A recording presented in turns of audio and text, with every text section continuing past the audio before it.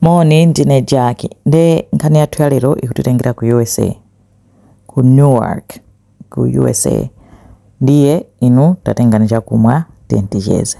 Mu chaka cha 2009, mayi uyu dzina lake Sharon amakhala ndi ana ake atatu. Mtsikana ndi anyamata awiri. Mtsikanayo analonera kuti bambo ake anali ena, koma ana awiriwo bambo ake anali bambo uyu dzina lake Kenneth Jones. Amamuti Kenny Jones. Anali anthu oti akhala limodzi kwa zaka 8. Amakhala ngati banja bwinobwino la ana atatu. Koma mu 2010 anapezeka kuti amayambana mbanja mwawomo Sharon ndi Kenny. Ndi anapezeka kuti Kenny ananena kuti okay ndikuchoka kayi ngati kuti ka separation chonje. Atachoka Sharon anakhala ndi ana ake atatu. Kumapitiriza amagwira ntchito kusamalana. Kenny anakakhala payekha koma samasangalala. Amafuna kubwereraso ku nyumba. Anamba kumchonderera mkazi wake Sharon kuti ndifuna kubwerera ku nyumba. Koma Sharon anala ukuyabe pa nthawi imeneyo.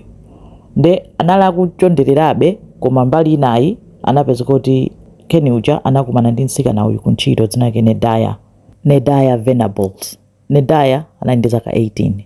Nde anapezeka namba chibwezi ku ntchito kuja koma ngakhala amapanga chibwezi ndi Nedaya uja anala kunyengererabe ku nyumba kuti atani abwerere kwawo. Chifukwa choti kuti basi pungwe mapitirirabe amalongoloza nabe anapezeka kuti Kenny anamba umakakhala ku nyumba kwa Nedaya nthawi zambiri. Makagona kumeneko chani. Ndi Nedaya anasangalala kwambiri, anagwa mchikondi, amati ndapeza mamuna. Amamuthandizanso kulipira mabilu nyumba chani. Nde Nedaya anazazindikira kunena kuti Kenny akumunyengerera Sharon mkazi wake wakale, mayi wa ana ake, kuti afuna azibwerera. Nde Nedaya anapanga zotheka kuti atenge mimba. Kuti asokoneze zimenezozo, nde Nedaya anatenga di mimba. Sharon anaziwa za Nedaya. Kenny akupitirizabe kuchonderera. Ngakhale Nedaya anapeza kuti ali ndi mimba, Kenny sanasiye. Anala kuchondererabe amafuna abwerere kwa mkazi wake Sharon.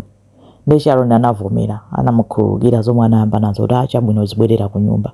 Nthawi imeneyo Nedaya anali ndi mimba yayikulu. Anali satapanga zoti Sharon adziwe kuti ali ndi mimba.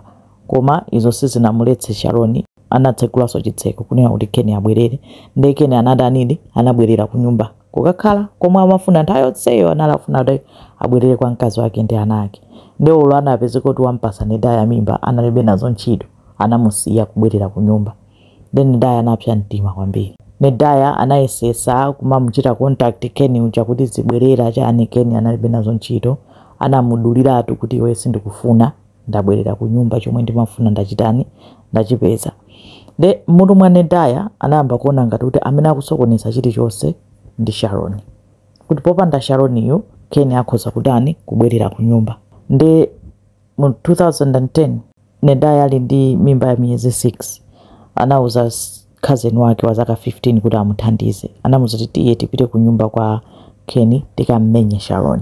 Nde anatenga mabotolo anathira mu bleach. Athira bleach ananyamuka kukagogoda pa khomo. Pa nthawi imeneyoyo Sharon anali nyumba amakonza nyumba ukakumvera nyimbo ati amakilina. Akumvera nyimbo akuvina akuyimba kumakilina nyumba. Pa khomo panamveka kugogoda. Nde anathamanga ndi mwana wake wa zaka 10 mtsikana kukatsegula chitseko. Anapezapo Nedaya ndi cousin wake. Nkuwafunsa kuti mufuna chani mwana wa zaka 10. Anamfunsa amayi ako alipo iyo changono Nedaya alipo. Nkuwayitana amayi kuti kwabwera anthu. Sharon kuthamanga kutani kubwera pa khomo. Samadziwa kuti pali ndani. Kutsegula kuti ayang'ane popezeka kuti azimayi aja akumuthira bleach Sharon m'maso. Nde Sharon zinamupweteka nakati bleach eti ndi chemical. Chinamupweteka m'masomo. Pozafuula anthu ayamba kummenya. Anamba kummenya iye uja kuyesera kuti aziteteze mwana uja ndikuthawa kuthamanga kuti akayitane anthu kuti kwabwera anthu akwamenya mayi anga. Anthu aja kummenya Sharon kuja kuthawa kuyesera kuthawira ku kitchen. Nde ku kitchen kunali mipeni. Nedaya kuona mpeni kunyamula mpeni kuyamba kumbaya Sharon. Atanambaya kathete. Ati Sharon akufuula kunena kuti mundipheranji ndili ndi ana ndisiyeni ndilere ana anga. Arakungombaya ndi mpeni mpaka kathete. Kena kukuthawa. Ana ang'ono anyamata anali konko. Anawo basi kungokhala kumafuula kumalira pamene atagwira mayi awo. Nedaya ndi cousin wake uja kuthawa koma nangasi anaja anawawo night. Nde inapezeka kuti apolisi anayitanidwa achipatala, anapita kuchipatala. Sharon anakafera kuchipatala, anakamwalirira kuchipatala. Nedaya anagwidwa nkuyamba kuzengedwa milandu. Amadzichita defend amatani koma anapezeka olakwa ndipo anapangidwa sentence kuti akhale zaka 55 in prison.